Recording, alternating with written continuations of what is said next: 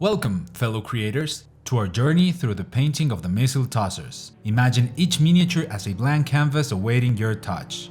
Priming is our first step, a crucial one, where we lay down a foundation that will bring our goblins to life. Whether you choose the swift shake of a Rattlecan or the precision of an airbrush, remember, this step is about ensuring every subsequent layer of paint not only sticks, but shines, revealing every intricate detail of our mischievous squad.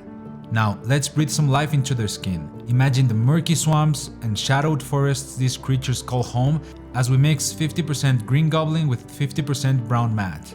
This combination gives us a natural, earthy skin tone ideal for goblins, laying a solid foundation for adding depth through shadows and highlights later on. Ensure an even application across all skin areas, setting the stage for the detailed painting to follow.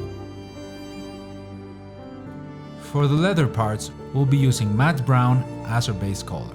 The key here is to apply thin layers to achieve a more textured look, simulating the appearance of real leather.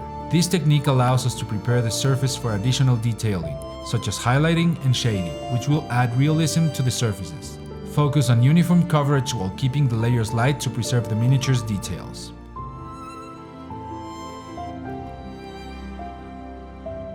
Use Agrax Earthshade to add depth and shadows to your miniature. This shading technique enhances the miniature's details, making textures stand out.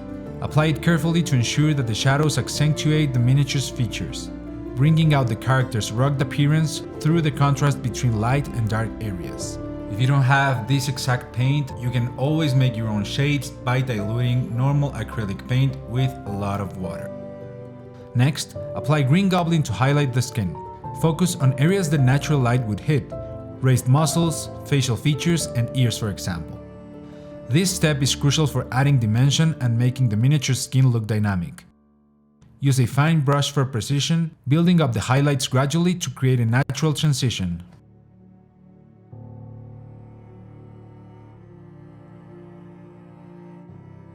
To etch the leather, apply flat earth to the raised surfaces where light would naturally highlight the surface. This step adds realism to the leather, suggesting wear and exposure. Be selective with your application to maintain the depth created by the base layer and shadows, enhancing the miniature's story through its gear.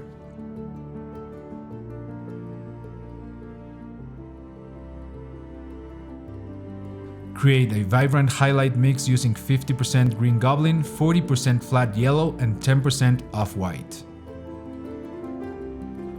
This blend is used for the final highlights, adding a lifelike quality to the miniature's features. Focus on the edges, muscles, and facial details, where the light would be the strongest. This adds a spark of vitality, making the details really pop. With these three colors, keep making a lighter mix and adding highlights to the raised areas, until you finish with the lightest mix of all for all the edge highlights of the miniature. We're going to make sure to highlight all the edges on the skin first, and once that is done, we're gonna do the same for all the leather parts and the metal parts. This will help separate all the different parts of the miniature, and it'll make it way more readable, especially at a tabletop distance.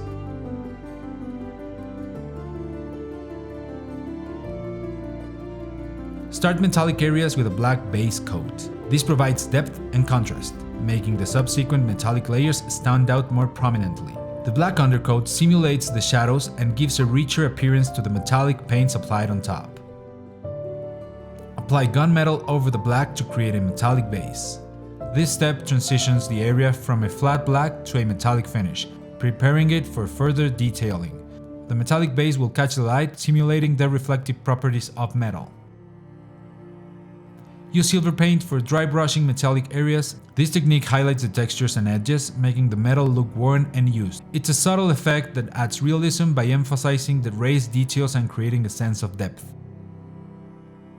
Mix 50% silver and 50% off-white for metallic highlights. Apply this to the edges and details of metal parts to mimic the sharp gleam of metal. This technique brings out the texture and craftsmanship of the miniature's armor and weapons. For the final touches, use Scarlett blood to add weathered patches of paint over the metal. This adds character and tells a story of the miniature's battles and adventures. Apply these details sparingly to create a realistic effect of aged and battle-worn gear.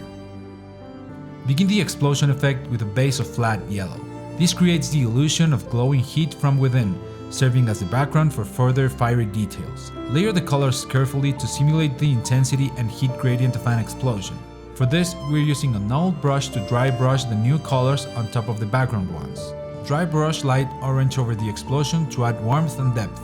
Apply it sparingly to the raised areas, blending it into the yellow base to create a gradient effect.